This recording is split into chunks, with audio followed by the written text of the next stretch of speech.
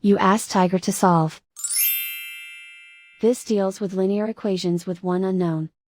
The final result is v equals 2. Let's solve it step by step. Simplify the expression. Find the greatest common factor of the numerator and denominator. Factor out and cancel the greatest common factor. Isolate the v. Multiply both sides by 8. Group like terms.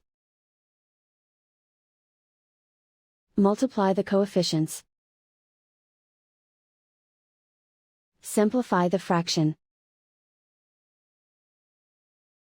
Multiply the fractions. Find the greatest common factor of the numerator and denominator.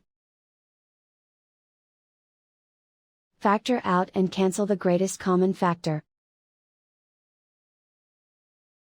And so the final result is v equals 2.